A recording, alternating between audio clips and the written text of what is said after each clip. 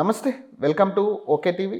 ప్రస్తుతం నాతో పాటు బీజేపీ నాయకురాలు పద్మా వీరప్పనేని గారు ఉన్నారు. మాట్లాడే ప్రయత్నం చేద్దాం జూబ్లీస్ ఉప ఎన్నికలకు సంబంధించి, అలాగే రాష్ట్రంలో జరుగుతున్న రాజకీయ పరిణామాల గురించి మాట్లాడదాం.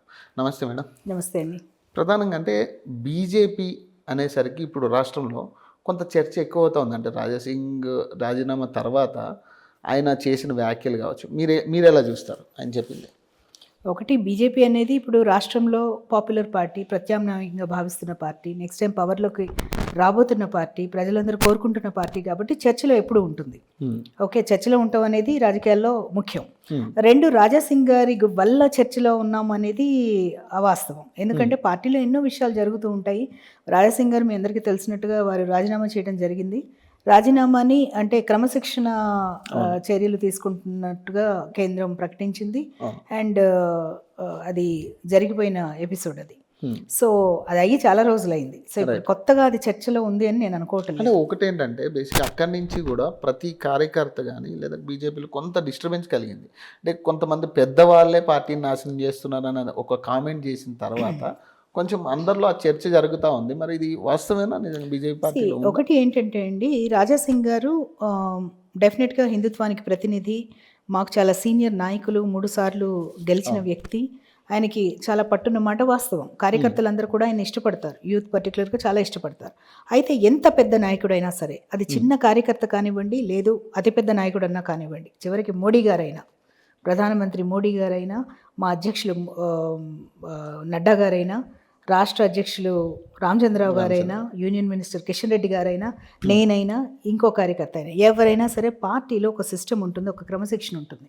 క్రమశిక్షణ రాహిత్యాన్ని పార్టీ ఎట్టి పరిస్థితుల్లోనూ సహించదు. ఎవరినైనా సరే, దే డోంట్ స్పేర్ ఎనీబడి.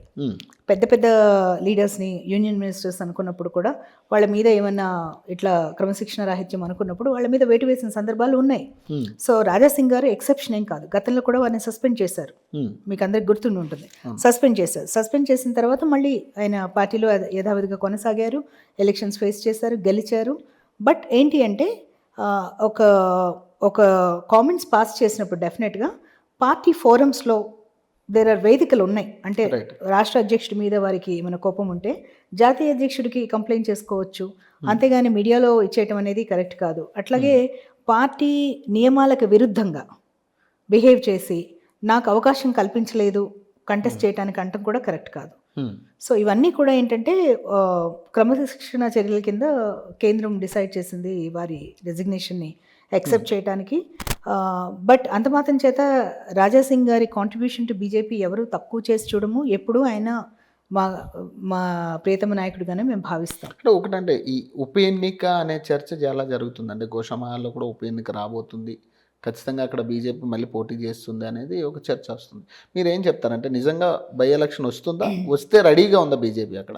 ఒకటి, నేను కూడా మాధ్యమాల్లో చూస్తున్నది ఏంటి అంటే, వారు ఎమ్మెల్యే దీనికి కూడా రాజీనామా చేసినట్టుగా అది ఒప్పించుకునే ప్రయత్నంలో వారు స్పీకర్ దగ్గరికి వెళ్ళినట్టుగా నేను చూశాను మీడియాలో. సో డెఫినెట్గా ఆయన నేను నా రాజీనామాను యాక్సెప్ట్ చేయమని చెప్పి స్పీకర్ ఫార్మాట్లో కనుక ఆయన ఇచ్చి స్పీకర్ యాక్సెప్ట్ చేసిన పక్షంలో ఎలక్షన్ వస్తుంది. అట్లాగే లేదు బీజేపీ కనుక ఆయన్ని అంటే పార్టీలోంచి లేరు కాబట్టి అనర్హుడిగా వేటు వేయమని కోరే అవకాశం కూడా ఉంటుంది. రెండిట్లో ఏదైనా కూడా ఎలక్షన్ వచ్చే అవకాశం ఉంటుంది. సో గోషామహల్కి కూడా వచ్చే అవకాశం ఉంది.